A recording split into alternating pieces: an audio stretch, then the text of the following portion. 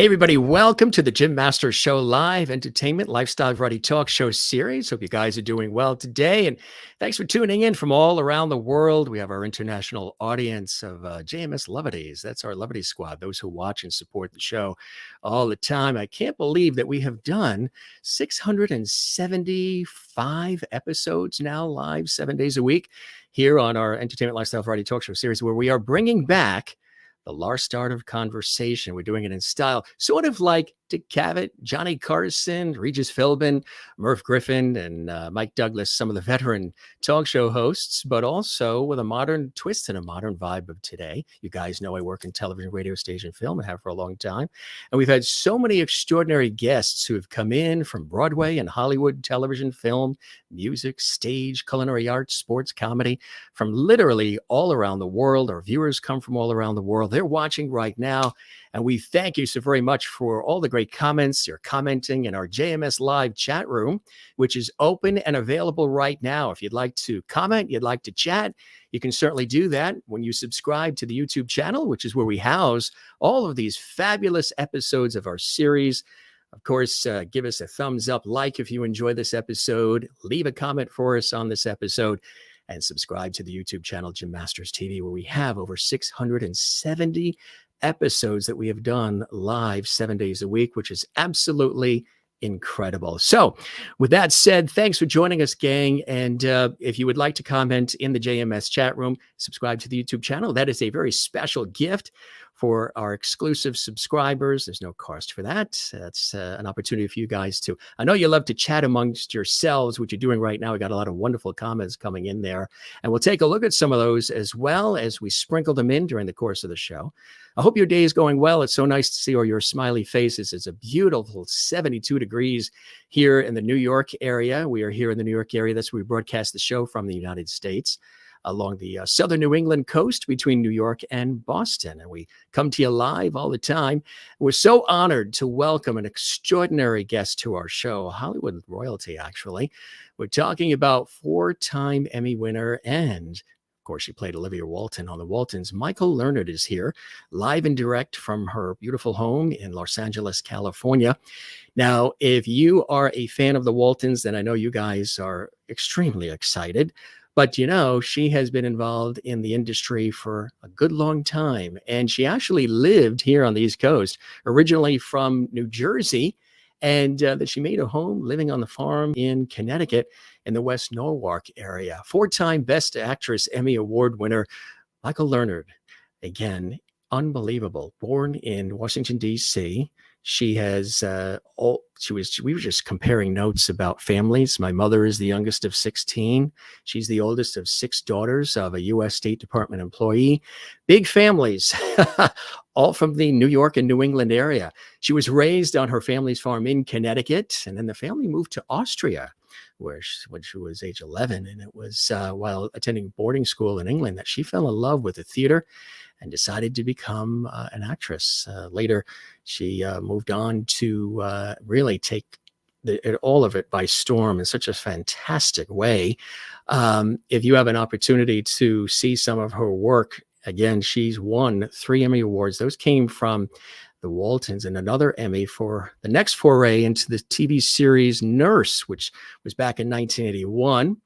And her story is really extraordinary. You know, while appearing on numerous shows and TV, movies, and so much more, made-for-TV specials and lots more, she had an opportunity to really break out in such an extraordinary way. Because, you know, when you are one character like the beloved Olivia Walton, sometimes, you know, you could be typecast and people just see you in that particular role.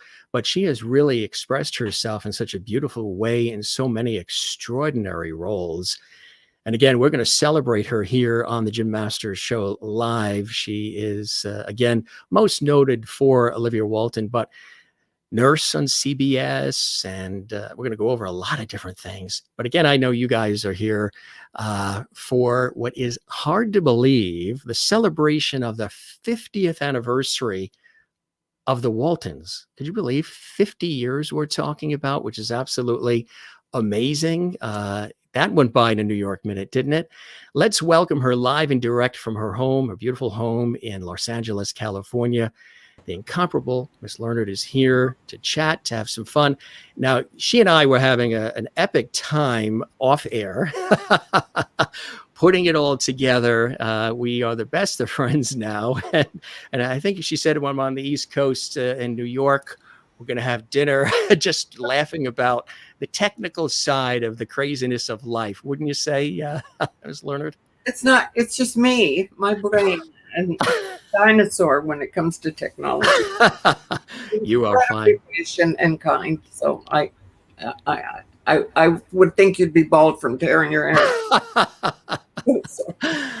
It's so terrific to have you here. And thank you for joining us and gracing us with your presence. And again, back here on the East Coast, it is a nice 72 degrees and sunny. And I mentioned that originally New Jersey, but then you made your home on that beautiful family farm in Connecticut. What was that like growing up in coastal Connecticut there on the farm for you, Miss Leonard? It was very rural where we were, but we were near Darien and Westport. We were those are where my mother went to shop. But it was like something out of Heidi, because I had 3 goats I milked every morning before school and at night before going to bed, because I stole money from my dad. Yeah. So, yes, you know all about it. So anyway, I bought candy. And one of the teachers ratted on me. I bought her a box of chocolates, and she called my father and said, your daughter's spending an awful lot of money on candy, which is indeed I was. So I paid it off by doing chores, and I did them. And actually, except at night when I was afraid of the boogeyman going up to the barns, I'm glad I enjoyed it. It was wonderful. Yeah. Maybe like I was responsible. Did you feel that experience growing up on the farm in Connecticut sort of set the stage a little bit for the role of Olivia Walton on the Waltons in any way, shape, or form? Absolutely. And we sat around the big round table, or a family of 6 girls, and the cats and the dogs. And I, as a young actress married to Peter Donat, we didn't have a lot of money, so I hung clothes up on the line, and I baked bread and made pies and things like that for the kids. So I had a lot to draw on. It was easy. Yeah. I knew how to shell peas and stuff like that. Right. Somebody had to come in and coach me.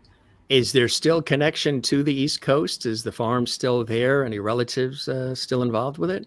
I think the house is there, but I think it's there are other houses all around it. No, we had a 21. It wasn't it's what the Wisconsin people call a hobby farm. Yes, right. In Connecticut, they call it a gentleman's farm. And that's right. It was only 21 acres, but it was a beautiful, beautiful property, and orchards, and it was magical. It really was. So when you were a kid, were you heading into New York to see shows? Was the family going into the city a lot? My grandmother would take me to see the ballet, and I had a 3rd grade teacher named Beverly Tarlov, and she saw me standing alone at the in the playground one day. I mean, she tells me this. I forgot about it, but yeah.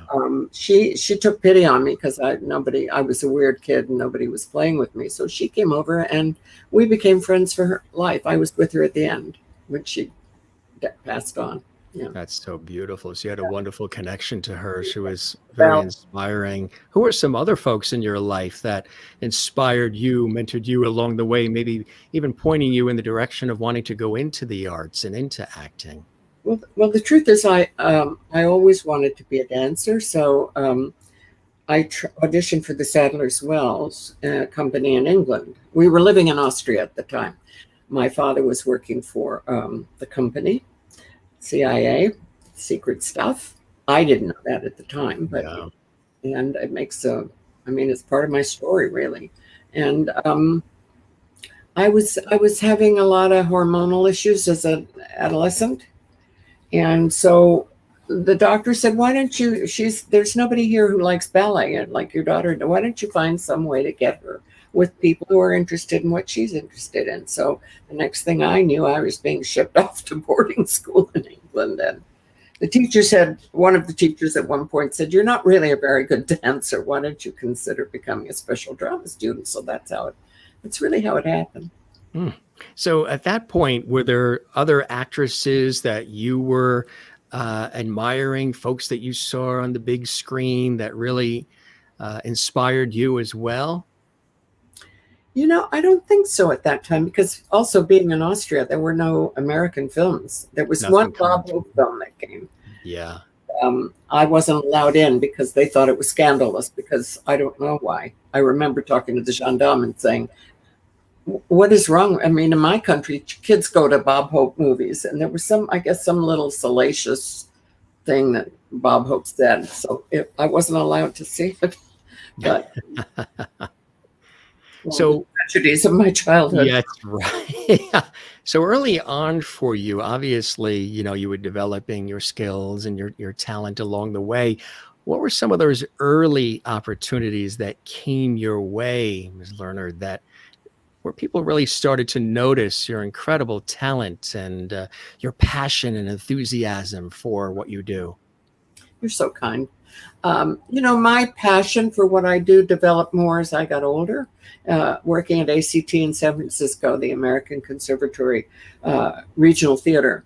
And it was a really wonderful experience because we got to do several plays in one season, not like a Broadway show. We got to stick around. Even if we bombed, we still could perform. And that was sort of the highlight. That was the beginning for me. I had the kids by then. And that was where I really began to hone my craft. Yeah, those were the early days of having an opportunity for people to really notice what you were doing. What would you consider maybe one of those early breaks and opportunities that was really a linchpin for the career to then be taking off? Was there one or two moments along the way that were pivotal that you look back at fondly now? Well, first of all, ACT being there and doing classics and wonderful plays. Sometimes you do one play in the morning, in the matinee, and a different play in the evening performance. There were two theaters. So you'd be in one theater and at the matinee and then run up the hill to the other theater to do a different play in the evening. That there's no training like that in the world. And that happened because they wanted my ex-husband, Peter Donat, and they took me along as an understudy. And okay, well, if we want you, so we'll take her too. Luckily for me, eventually I worked my way into being the leading lady there for the time I was there, and it's just wonderful. It's amazing. I was saying in the introduction that the Waltons were talking about celebrating the 50th anniversary. That went by in a New York minute, didn't it? I can't even believe it, actually. It seems like yesterday, and I remember vividly every detail. And I really have to thank a woman named Ethel Winan, who was head of casting for CBS at the time. And she would come to ACT&C shows. She was scouting for talent, and she fought for me. She fought for me. Fred Silverman thought I was too young or whatever. He didn't want me or didn't like my audition, but she apparently wrestled him to the ground, thank God. And that's how I got the role. Yeah. And what was that like when you got that opportunity? I think I heard something where at first you weren't sure about it because you had other plans, other ideas, other things that you were thinking about doing. And this role was presented to you, which of course turned out to be an iconic opportunity. But at first, when it was delivered, the thought was maybe this wasn't what you were going to do. Well, I don't know. Did something peculiar happen here? No, what happened was I was doing Private Lives, which Francis Coppola directed back before Godfather. He was actually editing Godfather at the time, but who knew it was Godfather? And he was just the best, wonderful director to work with. So I was doing a comedy, and this opportunity, Ethel Wynant, the head of CBS, came up and saw the show, and she became my angel. This was before Women's Lib. Right. And here was a woman who really went to bat for another young actress woman. And really, I have her to thank for my television career. Yeah.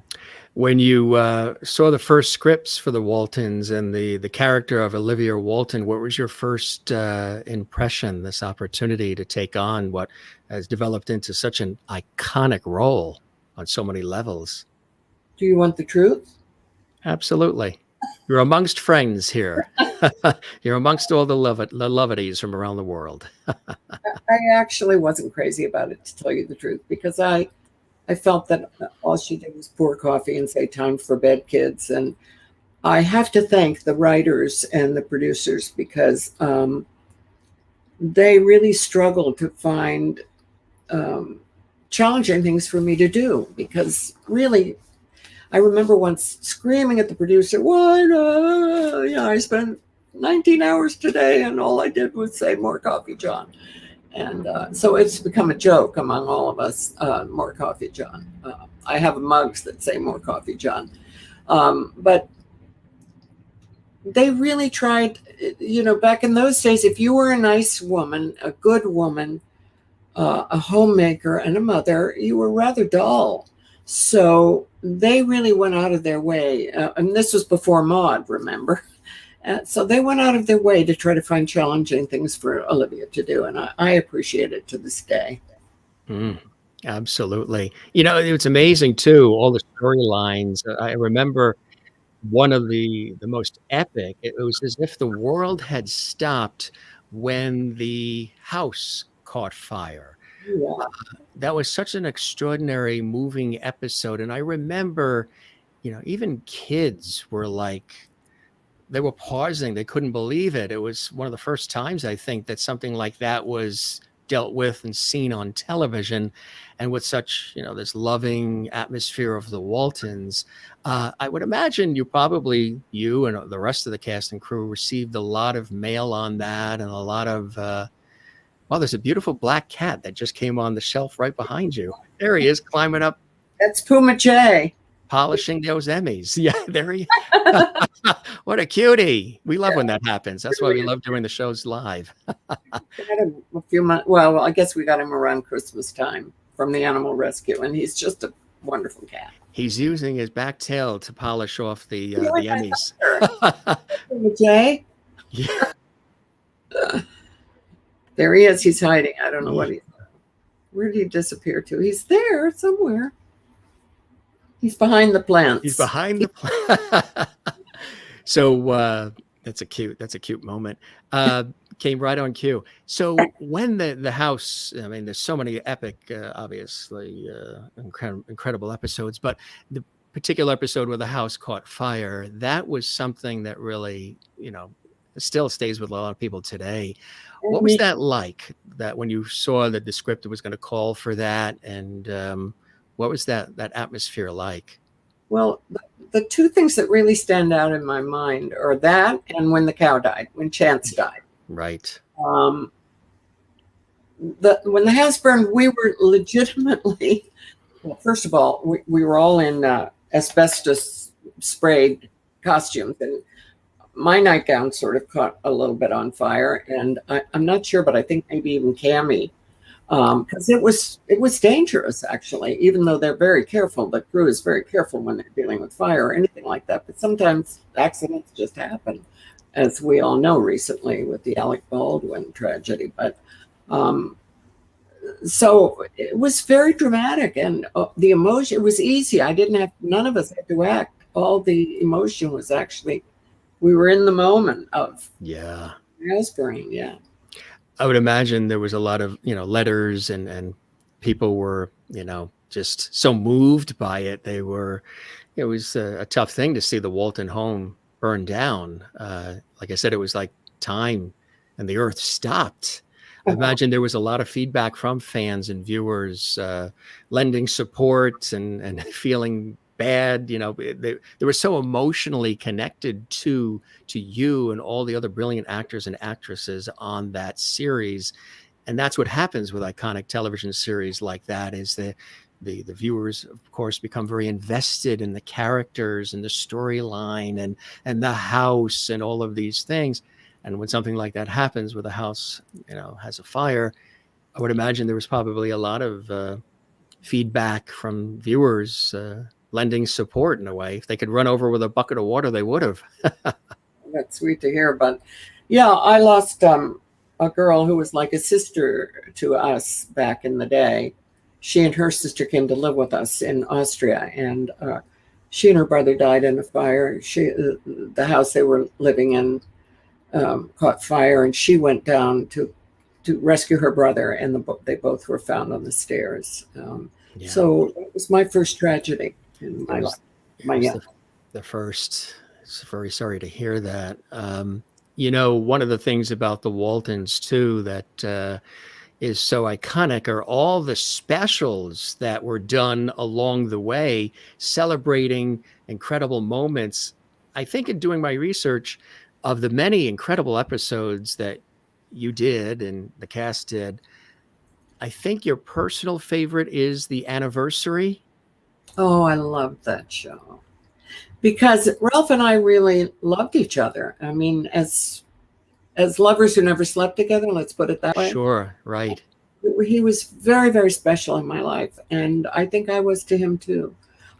So the love we felt in that episode was absolutely real. We weren't acting. You know, I think that's also one of the things about the series was the believability, the fact that you were all so brilliant in those roles that people assumed you were them. And that can be really incredible sometimes. It could be typecasting, but you've been able to do a lot of other things beyond Olivia and brilliantly and beautifully. But still, that affection for the Waltons is still obviously there, garnering several awards along the way there, huh? Oh, like yeah. What a special thrill. night.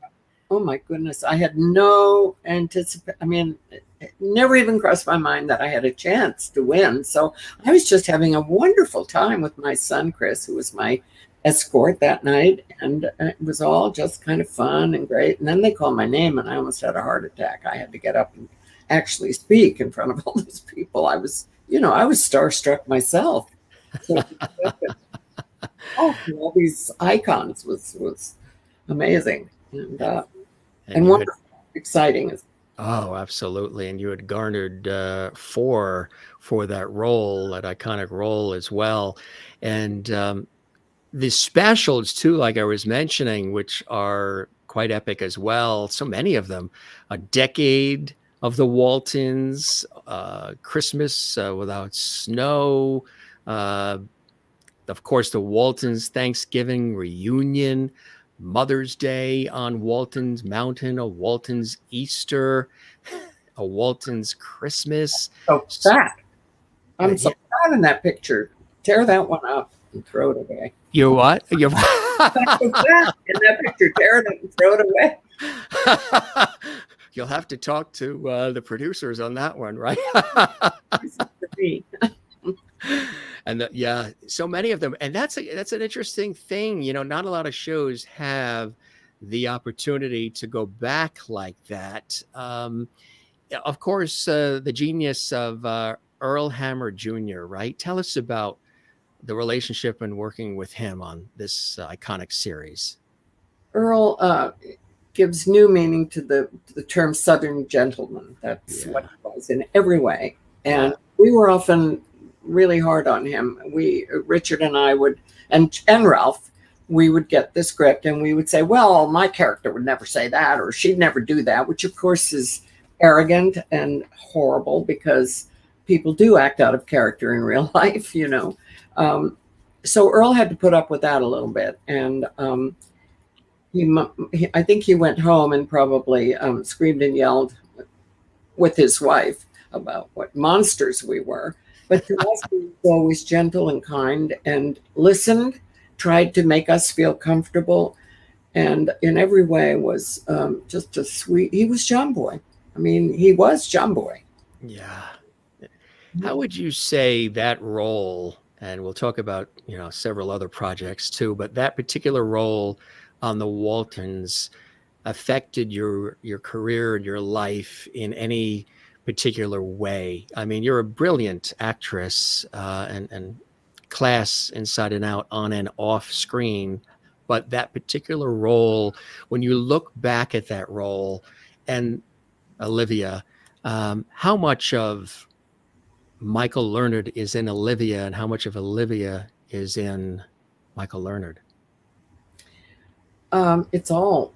I love my children, and I I baked bread. I baked pies. I did laundry in a wringer washing machine, just like Olivia. So for me, it was. I wasn't a Hollywood person or star or starlet or anything of that. I came from the theater where you're with your kids all day and then you go do a show at night and then you go home, or maybe have a few drinks and go home. But it was not. It was just like rolling off a log. The only thing that I had a hard time with was the hours that I spent away from my own children. What was that like? What was a typical day of shooting like on set? Did it go for hours and hours and hours? It did, sometimes really long day. 12-hour day was a short day.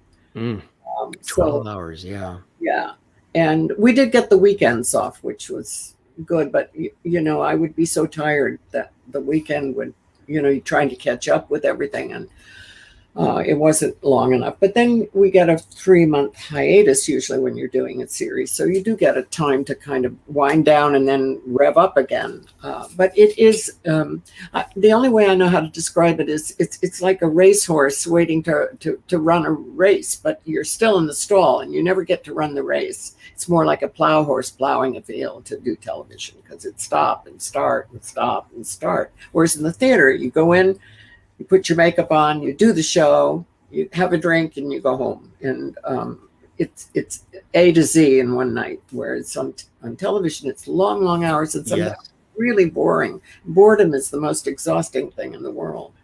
Exactly. And so we were getting bored from time to time, and just said, want to take on a few other things. And we were able to do other things while doing the Waltons. The other things wouldn't have happened without the Waltons, so I'm intensely grateful. Yeah, I was.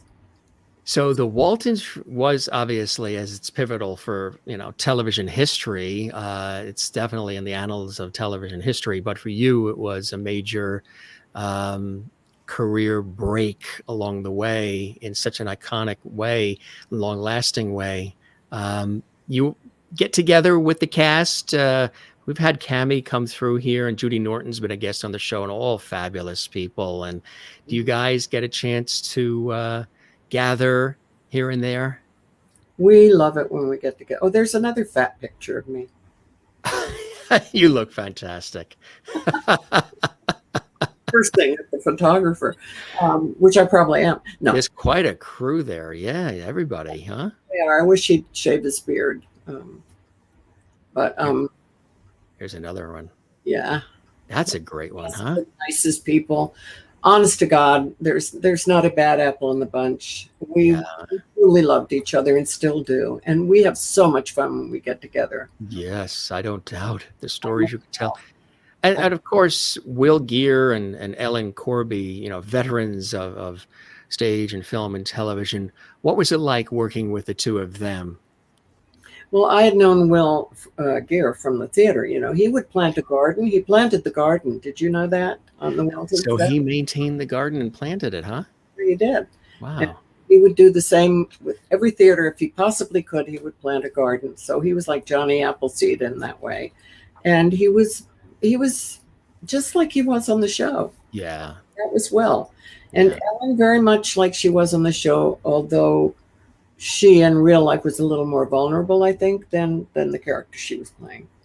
She wasn't quite as feisty as Grandma.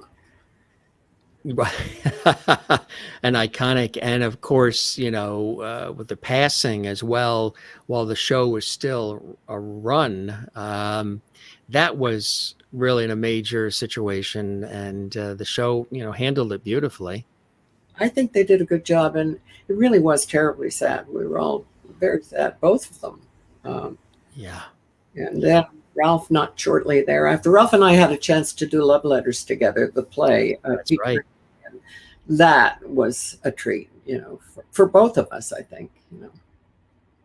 And then the call comes once again, and there's this iconic role on CBS of Nurse. Tell us about that opportunity. Again, that was another brilliantly cast and played role that you took on, Ms. Larnard.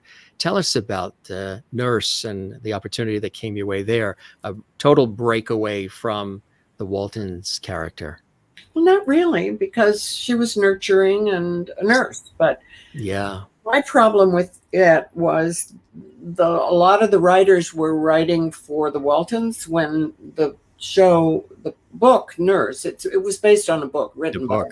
Right. And the book itself was pretty gritty, because being a nurse in a metropolitan hospital in New York City it's not peaches and cream. Not on a farm, right? Exactly. So I was always kind of fighting for more grit, I guess you might say. And it was a difficult time, long hours, again, because we were shooting in a hospital.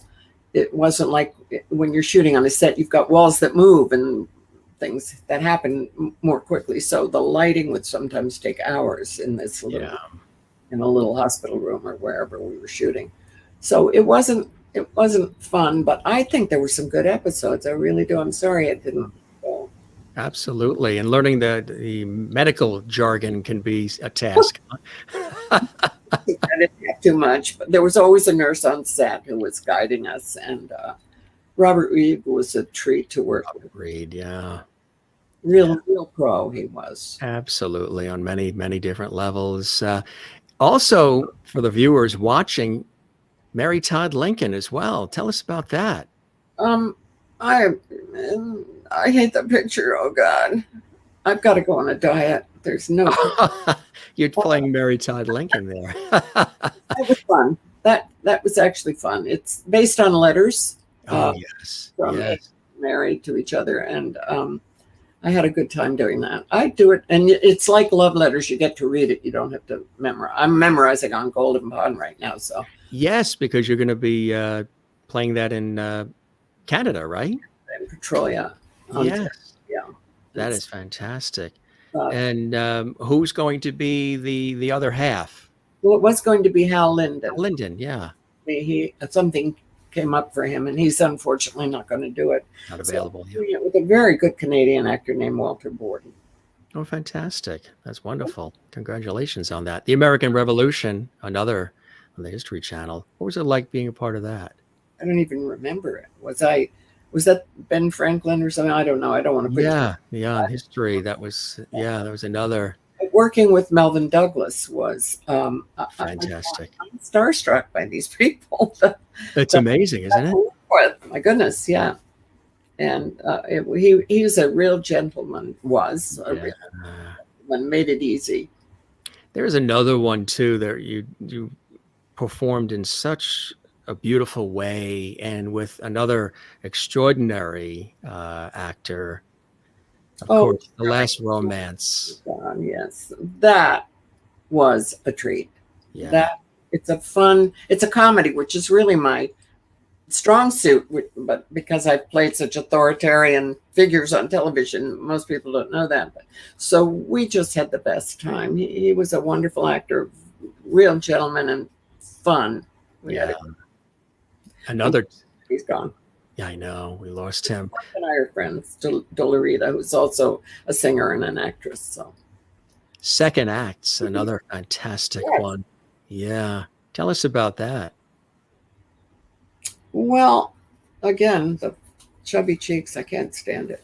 Anyway, self-critical people that ever walk. You did say you're funny, and you are. The viewers, they differ. They're saying you look beautiful. You look amazing. We love her and everything she's ever done. See, right here, Linda in Florida. You have never changed, Michael. You are still beautiful. That's so the viewers have spoken. Warms my heart. It really does. We're very fragile people. I think about that. We go, our little heart goes pity pat. Oh, yeah, there. Now that was that was a good, and that's a lovely. It's lovely to have a love story. People our age, that in this country they write parts like that in England for older actresses, but very rarely in this country. So to have a love story and to work with John Wesley was really lovely. You also had an opportunity to grace General Hospital in a really interesting role. Tell us about that, being on the soap operas. Well, don't you love that hat? Um, Very cool. it was a wonderful character. She Yeah. was a wonderful character to play. And I have to say, those people worked so hard, the soap opera people.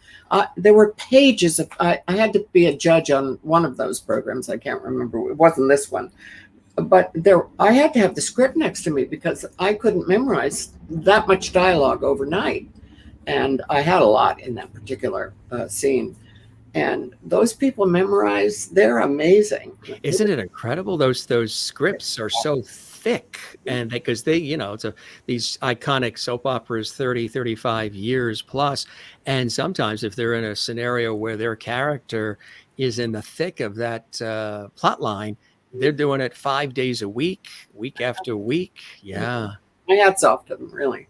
It's extraordinary. And he was so kind too, because even it doesn't matter how long you've been in the business. When you go on a new set, you're the new person. You're the new kid in school, if you will, and everybody knows everybody in the crew, and you're sort of there as this imposter almost. And those people were so kind. And Kate Linder is anyway. It was a fun experience, and I had been a little leery of doing it, but it was fun. Hot House is another one too that you were involved in. Gosh, That must have been fun, huh? That goes back a little bit. all I did was get in bed with Art Malik. How difficult. He's so gorgeous and so sweet, and I haven't seen him in years. But I would have loved it if that had run. If it had gone longer, right? Exactly. I mean, just showing really the breadth and scope. This is Law and Order SVU, which had an opportunity to be a part of episode as well, showing the scope. There. Yeah. It was a grandma. I can't remember too much about it now. It seems like it was a long time ago, but. Well, Merlin in Canada says beautiful high cheekbones. So there you go. Find them. I have to tell you, we've been on the phone several times, Ms. Lerner and myself. She is incredibly quick-witted. She is hilariously funny. I know many of you've seen her in more serious roles, family dramas and others, but she is very spot-on funny, and I love quick, dry wit myself. You're very, very funny. I see more comedic roles as well. Living Dolls was another terrific one. That was fun too. Yeah. Why it didn't go, I really don't know what happened there, because I think people liked it. Yeah. Leah Remini, Halle Berry, how could it not have gone? I don't know. It just didn't resonate, I guess, with the audience. And those girls are so beautiful, all of them. Yeah, absolutely. Yeah. And there is a cult following still for that. People talk about that. And Who's the Boss, too? That was fun, too. I remember you being in that. How did that opportunity come your way? I think my manager at the time was also, I'm drawing, Tony Danza's. Oh, Tony Danza, yeah. And so through that, he got me on the show. And it was fun to wear nice clothes. Yeah. Nice pearls. And... Oh, you must have had a bad night last night. That's great. And that they got to dress me up and put nice jewelry and stuff. That was fun. Absolutely. Scrubs, too. Patient on Scrubs. I tell you, you are on Scrubs. So this shows. So fortunate. Well, this is what I mean. This shows how extraordinarily talented you are and flexible you are, and how you're able to adapt to the scene and make it your own. and whatever it calls for, you're right there giving 110%, regardless of the genre or the format, the storyline, comedy, thriller, family drama, whatever it may be. How do you, I've asked this of others in my professional work on television as well, when you have a role that is extremely intense, where it really draws a lot of your energy and your emotion and your time, how do you separate yourself from that role? Some people get so immersed in the intense role that they've taken on that there is a blur line between themselves and the character. You've had so many extraordinary roles that you've taken on that have left indelible and incredible impressions on the public at large. How have you been able to separate yourself from the emotion of the intensity of some of those roles? First of all, I'm going to take you out to 3 or 4 or 5 dinners when I get near you. East Coast, New York. That's right. We have one from when you were in North Carolina. You said I could have all the drinks I want. I'll take you out every night that you're free. What was your question again? I forgot. How do you leave a role behind? Well, how do you detach the intensity when it's intense? Well, how do you not get overwhelmed by the intensity of a role like some people do? Well, you can get overwhelmed at the time while you're shooting it. I can anyway. I think I mentioned earlier when the cow died, Chance, on the Waltons, I was genuinely weeping. Only the cow, they didn't kill the cow, but they drugged it so that it was lying there with its big, huge tongue hanging out. This poor cow who never hurt anybody, And I walked in the barn and saw that cow like that, and I just burst into tears. I couldn't help myself. So, but you don't take it home with you. You come home and your 3 kids are waiting by the door with their problems of the day because you weren't there. And so I solved that problem a little bit, not 100%, but I said, whenever you need something or whenever you have a feeling that's upsetting you, write it on a piece of paper, put it in my jewelry box. And when I get home, I'll read everything and we'll talk about it in the morning. So that seems to pacify them a little bit. Yeah. And we did. What did your kids think growing up, seeing their mother on iconic television series and all these different roles? How were they handling it? What were they excited? There's mom on the TV? What was that like for them? I think the last what you said, I think they were excited. I used to watch the Waltons with Lucas, my youngest, and I'd be in the kitchen cooking and the music would come on and Luke would say, "Hey mom, music makes me feel so good." So yeah. Just like an average family sitting and watching. And I'd be watching and saying, "Oh my gosh, I didn't know they were in close up there. Oh, I look terrible." And even back then? I'd be saying, "Oh," not out loud, but in my head. And I overplayed that, or I didn't enough, or whatever. I'd be critiquing. And I'd be critiquing. Yeah. Lucas would be just in the show, and it was wonderful. Just enjoying it. Are you hard on yourself? I ask this for the audience, but also for myself. Working in television, radio, stage, and film myself, I could tell you, and I think many creative people would, it doesn't look it. I don't express it. The vibe I give, everybody says, doesn't seem it, because I seem always calm, cool, collected. But inside, all the cylinders are firing, and I'm thinking about this and probably overthinking. And I usually don't like what I just did the minute I did it. I need some emotional separation from the investment that I made in it. So if it pops on television or what have you, and I see it and I'm around with family and friends and they're excited to see it, usually I'm quietly doing, well, like you said, I'm critiquing it. And I'm like, gee, maybe I should have said that, or smiled here, or wore a different tie, or that camera angle, and I'm the only one thinking it. Everybody else is saying that was fantastic, spot on, you nailed it, and all of that. And I think it is, some say, oh, what are you striving for perfection? I say, it's not perfection. It's striving for excellence. I care so much about it that I want to give it my best shot. So it seems for you with the self-critiquing, which you can actually, it can it could be a good thing because it keeps you on your toes, keeps you striving for excellence. It could be a beautiful thing. Those butterflies that you get when you take on something as well. It seems like we're kindred spirits in that way, where some of that critiquing you were learning from as well, even if you may look at it now and say, gee, I was kind of hard on myself. Maybe I should have let loose a little bit, but still it was part of the learning process. And now you probably even more appreciate what everybody else says about the work, the body of work that you have created and left for all of us and still create for all of us, because you're detached from the initial emotion and investment you've made in it. Now you can sit back and watch it and say, actually that was pretty good. They were telling me that then, but I was really focused on doing the best I could. Would you say that's are we kindred spirits in that way? It seems. And I think, well, you're a little more you're much younger than I am, but you're a little more seasoned in your work, and I am in mine.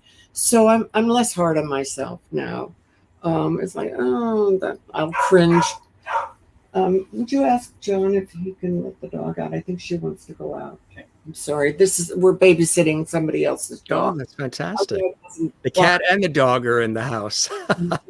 He just wants to go out. So I don't know if people can hear the barking. Oh yeah, but that's fine. He's a sweet old dog. He's just sweet. It's not mine. I have a little Chihuahua that we inherited from our neighbors. When they went to New Zealand, they could only take one dog. So now we have a little Penny, who usually sits under my feet when I'm here, but she's not here right now. But they look exactly like these two dogs. Only one is big and one is little. It's like little me and big me. Bizarre. So you were mentioning the. Where was I? Yes. You were mentioning that you've now learned maybe a little to appreciate some of the things that people have said in your body of work when you were harder maybe on yourself earlier as you're doing the work. Like I am always about myself. I usually don't like what I see of something I just did immediately. I need detachment from the emotion. And then when I see it, even I could pull tapes out from 10 years ago, whatever, and look at them now and say, you know what they were saying, that was good under those conditions and that experience, that was actually good. But I didn't see it then when producers or whoever was saying it, because I was so emotionally involved in striving to be good at it. So you've learned over time to appreciate all the beautiful things people say. Well, of course. Doesn't one always appreciate? I mean, a good review will make you'll coast for weeks on that. You go under the water for a while. But it's embarrassing when you get a bad review. I used to be embarrassed to walk to the theater. Like everybody on the street is going, she got a bad review. Such ego, really, when you think about it. But like the whole world is watching you.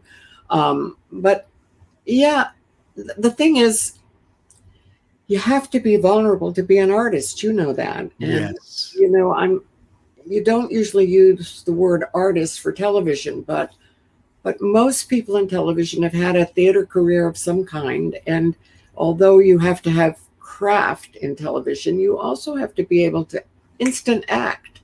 You wait for an hour or two or three while they light it, and then suddenly you're on, and you gotta deliver the goods. So it's a mix. Absolutely. Yeah. Of other roles, in addition to Olivia Walton on the Waltons, what are some other roles that you've taken on over the years that are some of your personal favorites as well? Well, I think I played every part in The Three Sisters except Olga. But I played Masha, the neurotic one, and it's always fun to play that because you can call on your dark side. And I played Irina, the ingenue, when I was younger. And so any actor loves Chekhov. We actors usually love Chekhov more than the audience does. Yes, right. Unfortunately. And so Masha was a favorite role of mine. And I played Queen Elizabeth the first, obviously not the second, and here at the Amundsen Theater. And I don't know, Neil Simon. I've been very lucky. I've played Shakespeare. I've played Moliere. I've been in modern playwrights. Working with Arthur Miller, um, all my sons. You Mhm. know, to me, Arthur Miller was a god. And Absolutely, yes. I'm sitting at a table reading a play with Arthur Miller. Actually, we did something in Massachusetts, and there's Arthur Miller sitting on the grass while we're reading lines. Mm. I think everybody's a little starstruck. Mostly, when I say starstruck, it's admiration, It's really. a respect and admiration for exactly what they bring to the table, and absolutely. You talked about some of the roles. Um, there's one that you're in now that's coming out, the Ryan Murphy Monster miniseries, that miniseries on the life of Jeffrey Dahmer. Tell us about how that role came your way and what it was like to take on that role. There's talk about intensity, like we were just talking about, taking on intense roles that, here we're talking about true life events as well. What was it like being a part of that, and how did that opportunity develop for you as well? I had to audition for it, which is I'm not good at auditions, and oh, I look like I'm sneering there. Get rid of that. Tear it out. I bet if we showed your baby picture, you'd say the same thing.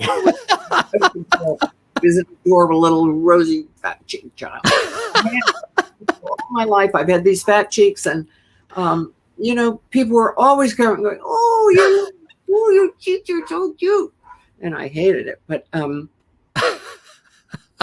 back to where we were, So Ryan. we were talking about the role and the new, Yeah. Well, she didn't know he was a serial killer. The grandma, and I have a grandson living with us who's the most gorgeous thing you've ever seen in your life, and I don't mind bragging. Sure. But I thought, what would it be like to suddenly? It's not John. Um, sorry, folks. We have a Oh, dog. they're loving it. Yeah. That's Come up here. they're loving it. It's perfectly fine. Yeah. Sounds like she's With everything that you had on the farm in the Waltons, that's nothing. goats. The whole Yeah, cows, goats. she's barking. So you were talking about the Ryan Murphy, the Oh, miniseries. oh yeah, the audition. Yeah. I hate auditioning. I get more nervous for an audition than I do performing. They say an actor on opening night has the same amount of adrenaline coursing through the veins as a jet fighter pilot in battle. And that's the way I feel for auditions. It's like every test I ever took and failed is doing an audition. So I had to do it. And we taped it. And at the end of it, I thinking that, just kidding around, I said, God, if I'd known, they had to do a full body shot. And I said, God, if I'd known that they were going to do that, I would have worn a bra. And I hiked my boobs up like that, like I just did. And apparently it got a big laugh. And I honestly don't know how I got the role. Because I'm sure there are always 6 or 7 very good actors who try out for the same role. And 90% of what happens is luck. I had Ethel Wynant go to bat for me for Olivia, and I think hiking up my boobs, and my manager left it in. I was sure he would cut it out. And so I'm just grateful for the little lucky breaks that I've had in life. When you realized you were taking on that role, again, this is the mini series we're talking about. The Jeffrey Dahmer story, which obviously is a horrific story. Was there any hesitation at all because of the storyline itself, or were you like, "Hey, let me dive in and do the best I can with this role, regardless of whatever the topic is"? It was an extraordinary story. Well, I just love to work, and so I was very grateful that I got the part, and I didn't have a problem because in my scenes she doesn't know he's a serial killer, so I didn't have to play there had been a scene originally which took place in the courtroom. Yeah. They never, they cut it out. They Yeah. didn't use it. That would have been a hard one to play.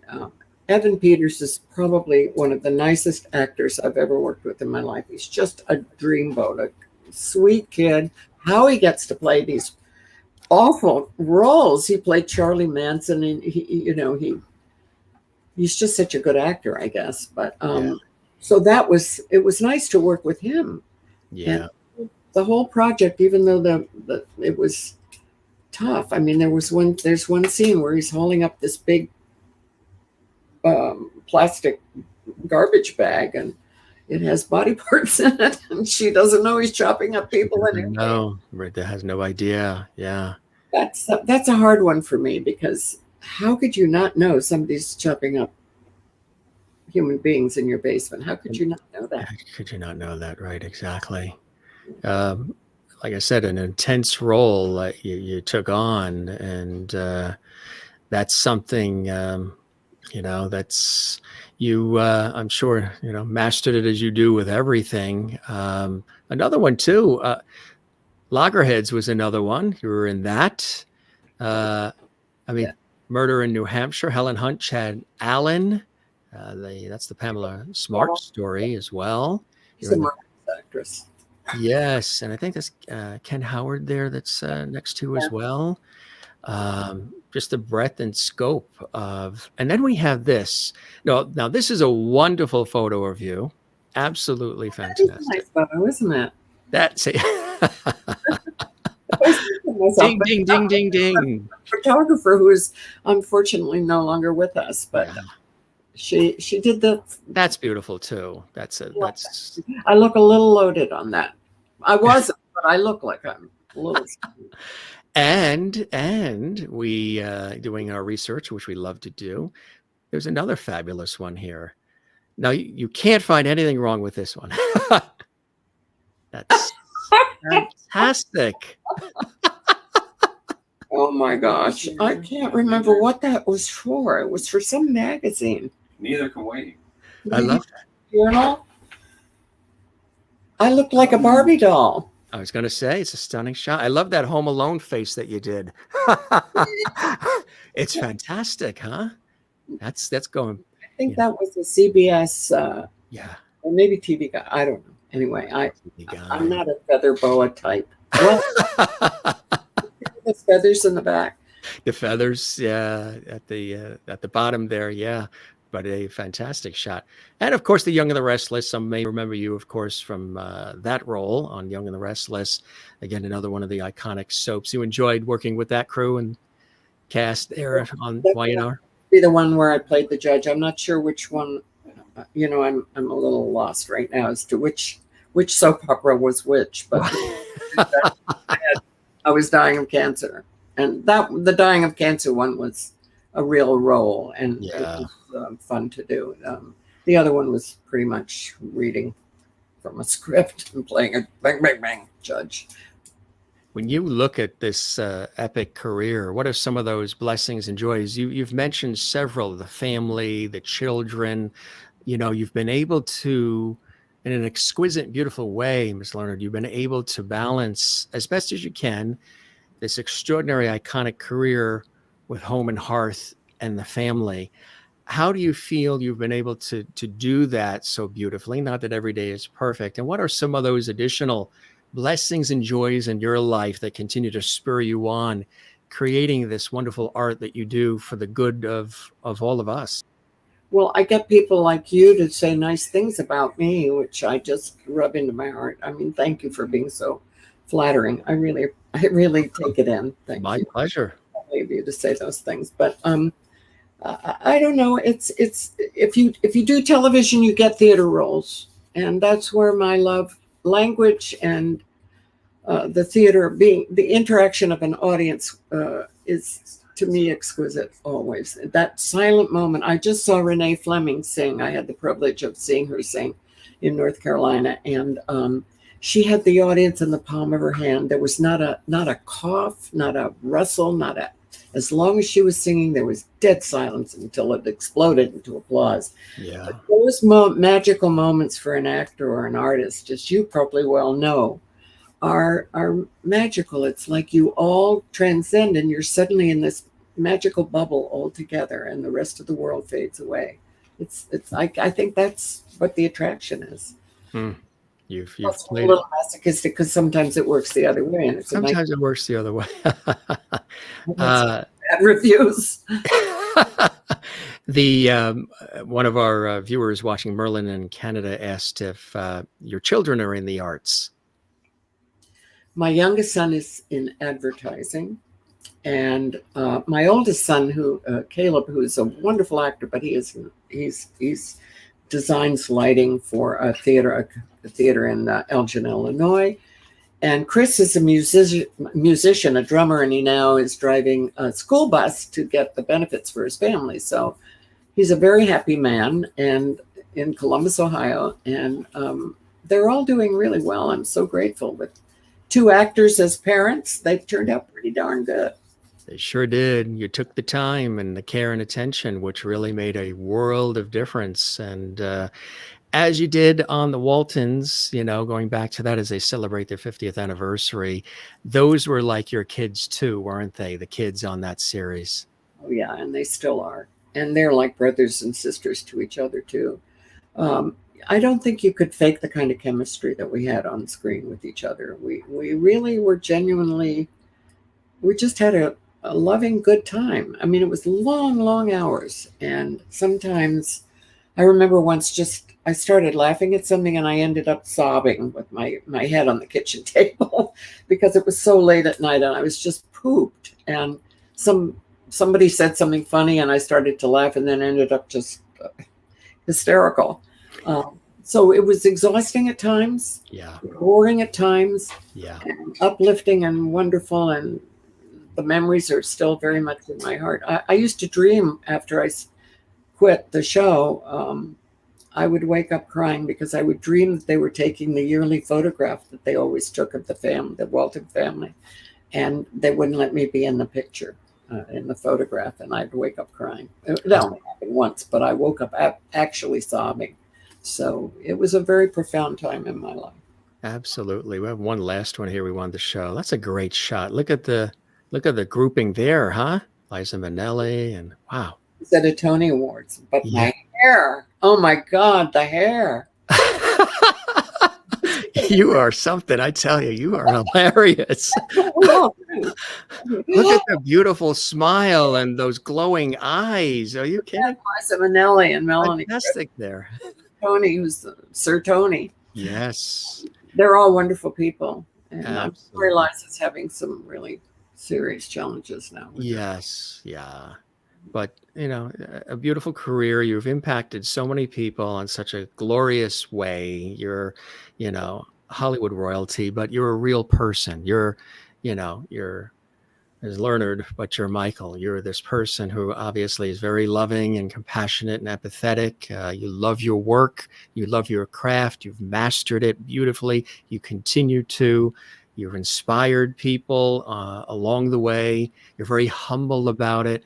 And that's what I think are one of many reasons why people are continue to be drawn to you, is the spirit of who you are on and off camera, off stage. A beautiful, authentic person, and a beautiful spirit, and an inspired spirit inside and out in every role. And it's I know sometimes we don't realize the impact we make in the work that we do on others, but I'm sure you've heard it a million times.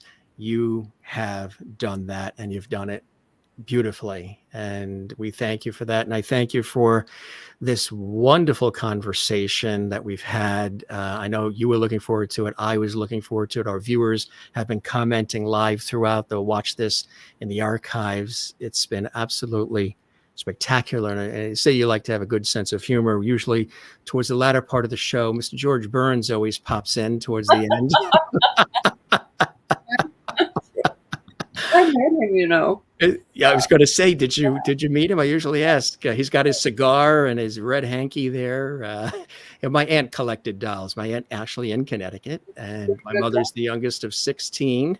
I know you're the oldest of six. My mother's the youngest of 16. Big family.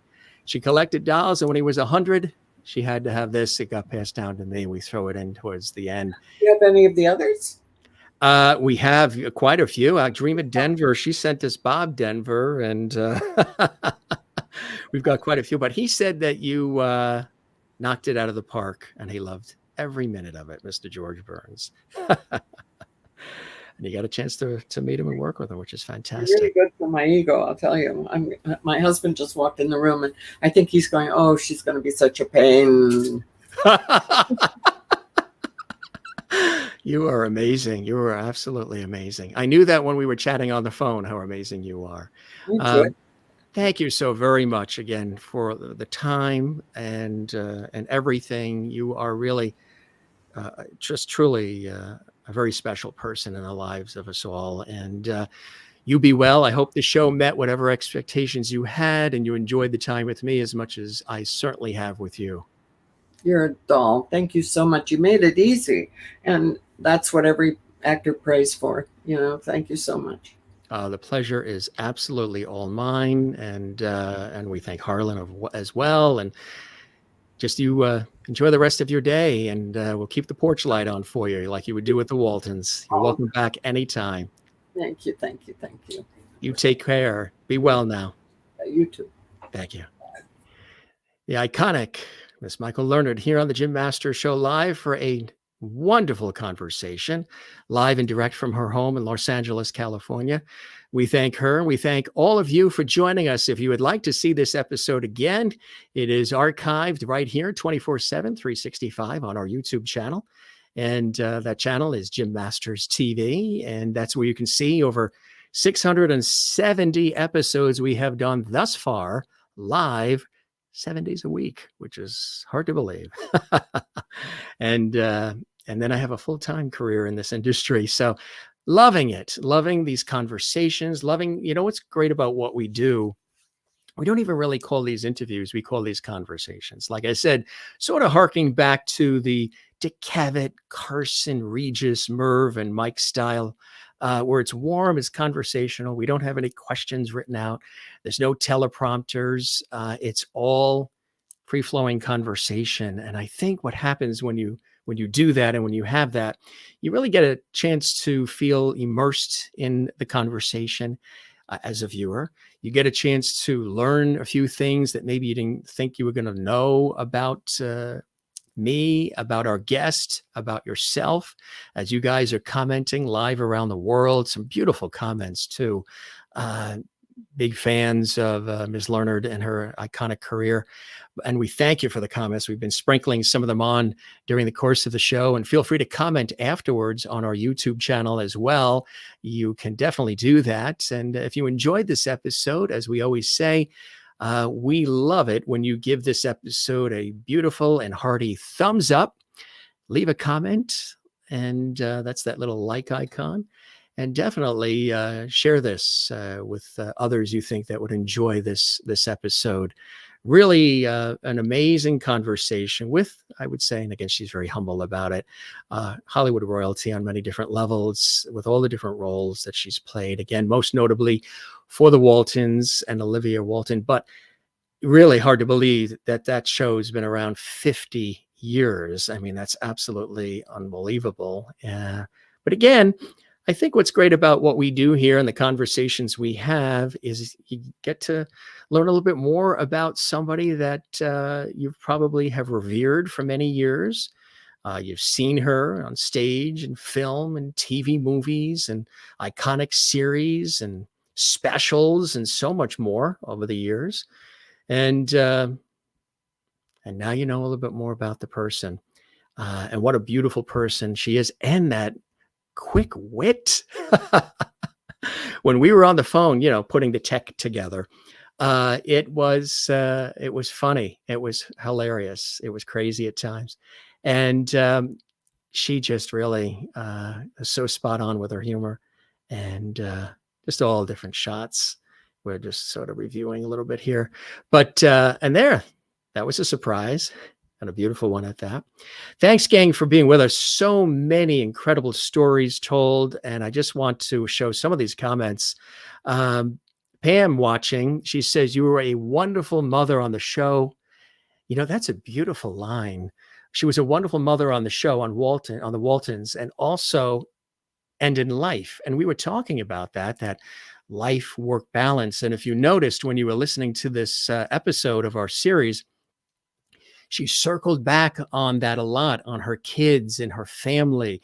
And even though she was taking on these iconic roles, and these industries that we're in demand a lot of our time, a lot of our attention, a lot of our emotion, and she was able to balance it. But there were times where she craved being, at that table with the kids and having dinner. And that's such a beautiful, refreshing thing, isn't it? To hear that from somebody that has done what she has done with her life and career, that balance. So that's a beautiful comment, Pam. Wonderful mother on the show and in life. Absolutely. Absolutely. Beautiful. And she's a great singer. You added in as well. Pam says that Ms. Lerner deserves all the nice words that we said. Well, you guys know me. I speak from the heart. Absolutely. And you were listening while you were cooking dinner. Kathleen in New York City. That is fantastic. And love and good wishes from Brandon Marlowe. Thank you very much as well. Really wonderful having you here. And Joanna watching, Joanna K says, "Always loved Mama Walton. She remembers pouring a lot of coffee on that show, but we remember a lot more." That's beautiful as well. Thanks, Jana, for joining us here. Merlin wants to personally thank Ms. Lerner for being here on the Jim Masters Show live. Absolutely. The mark of a great actor. Absolutely. You got to roll with it too. Yeah. In these industries, you got to have a good sense of humor. Christine says, "Interesting stories from Michael's career. Always great hearing the stories with each photo. She is a beautiful soul." I agree, gang. And you got a chance to learn a little bit more about her here on the show. So we thank you very much, gang, for being with us. We encourage you to binge watch the over 70 episodes we have done. If you are a Waltons fan, then you might want to check out some of the other episodes that we have done with some of your favorites. Cami Cutler came through, and we had an epic career. She also talked about her teaching background as well in Los Angeles. She was with us. The wonderful Judy Norton was with us on the Jim Masters Show live as well, which was fantastic. If you like the Waltons, you probably like Little House on the Prairie as well. Karen Grassley was here. She was wonderful. And Allison Arngrim was here as well. If you guys love your television series, Stanley Livingston popped in. We had a wonderful conversation with Stanley. Joyce Bulifant was here as well on the show. Of course, you know her. Kathy Garver from Family Affair was with us. That classic sitcom from the 60s. And from My Three Sons, Barry Livingston was with us here on the show as well. He played Ernie Douglas. Yes, some people may say, are Stanley and Barry brothers in real life? Because they played brothers on the show.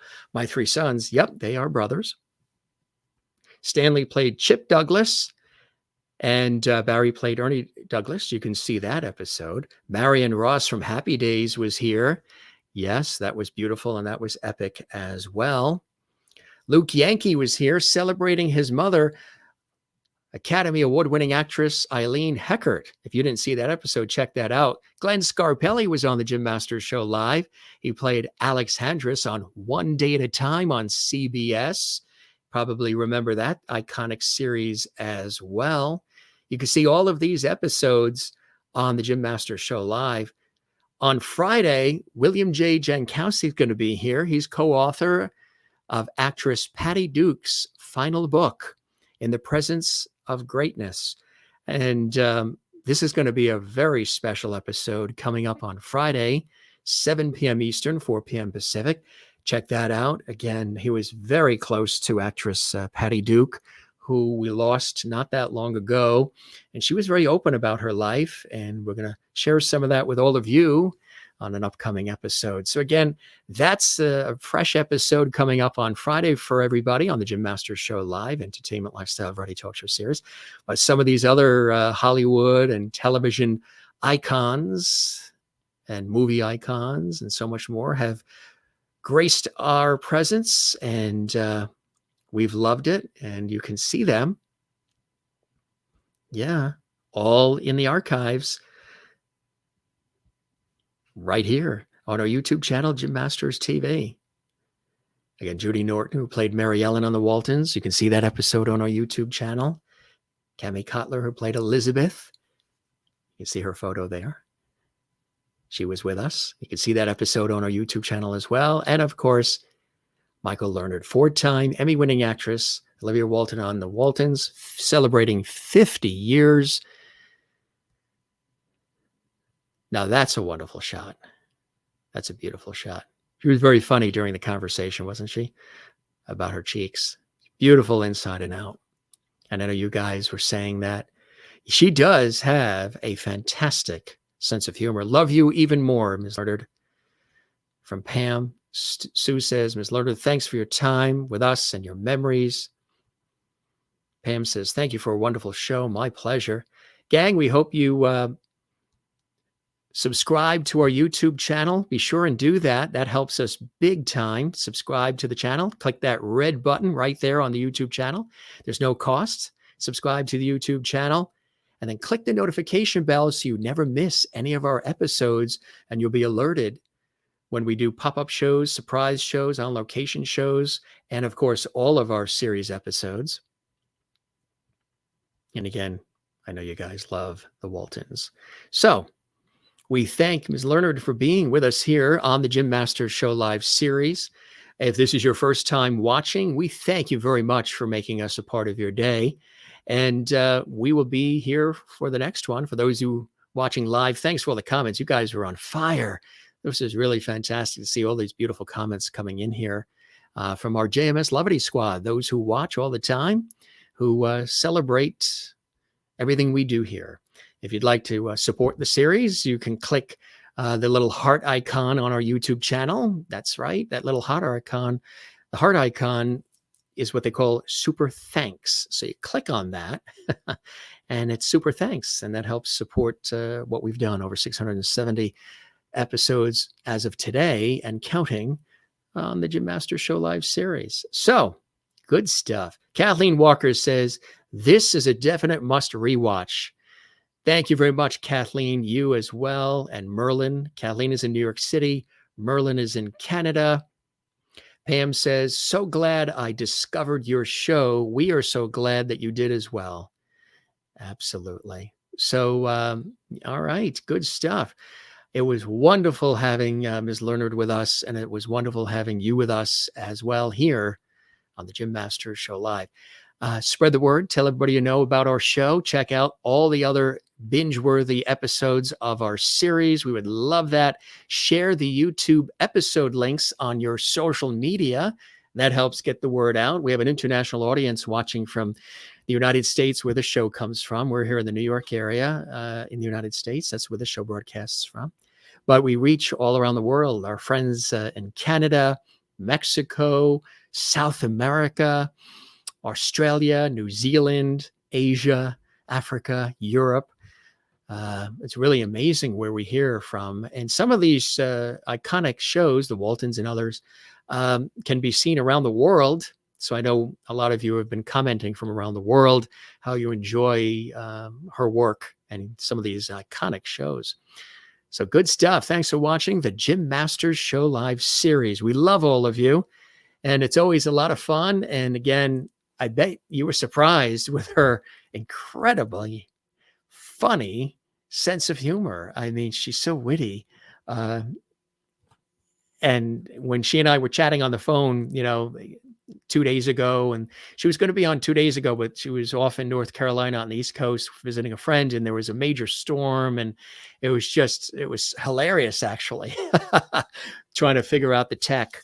And we figured it out today as well for her, and it was just, I tell you, definitely worth the wait, wasn't it, gang? Definitely worth the wait.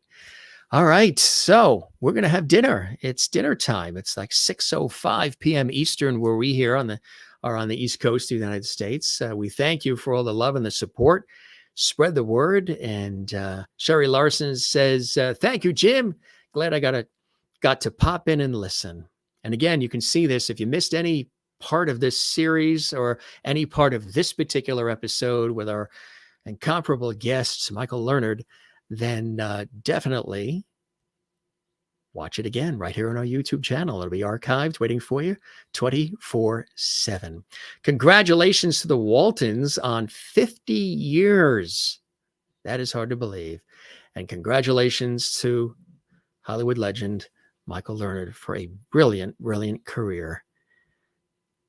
Good stuff. I can go on, but I think we'll dismiss the class for now. Again, I love the story about this moment when she was getting the Emmy, and she got 4 for that show, and 3, and then 4. The 4th, I believe, was Nurse. Good stuff. All right, gang, we love you all. Thanks for being with us, and thanks for all these comments and all the activity here on the Jim Masters Show Live.